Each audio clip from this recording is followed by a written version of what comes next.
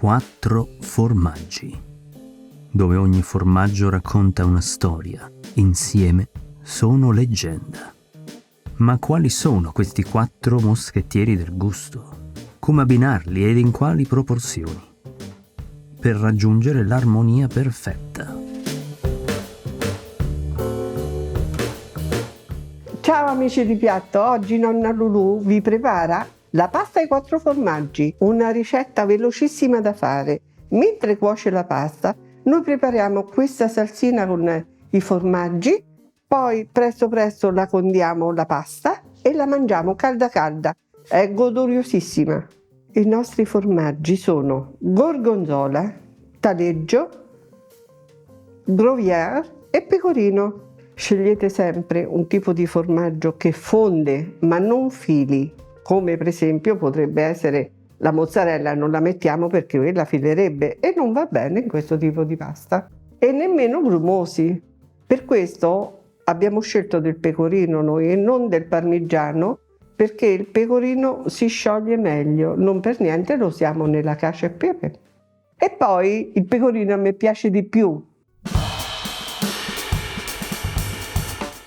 Del burro, della farina e del latte, perché noi prepareremo una salsa a base di roux bianco, con il quale prepareremo una salsa Monterey, che non è altro che una variazione della besciamella con i formaggi. Quindi semplice. Perché voi dite facciamo in questo modo? Perché dopo è più cremosa, è più buona. Adesso mettiamo a cuocere i rigatoni e poi iniziamo a fare la nostra salsa. Dunque, per ricapitolare, iniziamo creando un roux bianco, quindi burro e farina. Si dice bianco perché non lo facciamo imbiondire. Latte intero.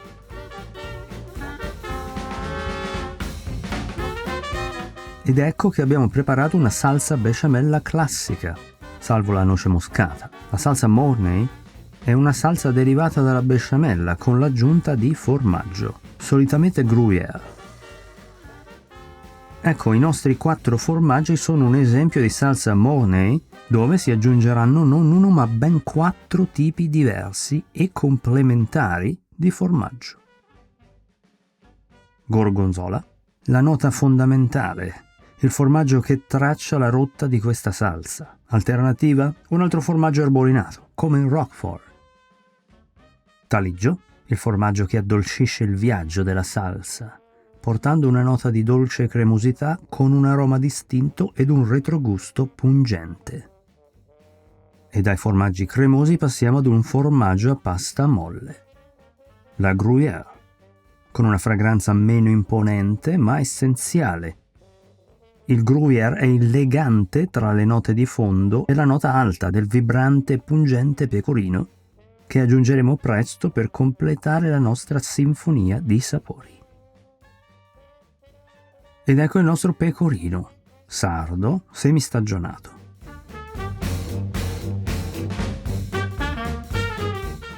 Finiamo di sciogliere questi pezzettini e mettiamo la pasta. Qualora dovesse servire, aggiustate con il sale ed altro latte per ottenere la giusta densità. Arrivano i nostri rigatoni. Questo abbraccio è commovente. Se non volete mettere rigatoni, mettete la pasta corta che preferite o gli gnocchi, magari poi li ripassate al forno. Preparatevi a trattenere la vostra acquolina mentre la pasta fa l'ultimo minuto di cottura insieme con la salsa.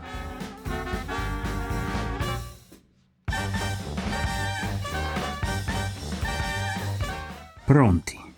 Impiattiamo e mangiamola immediatamente. Ricordatevi che questa salsa continuerà ad addensarsi anche nel piatto. Perciò senza indugi, diamoci dentro.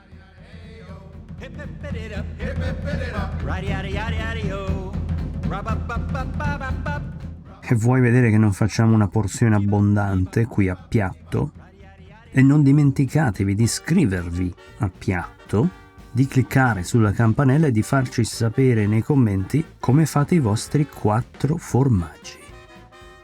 E con questo io vi saluto e mangio. Iscrivetevi a Piatto.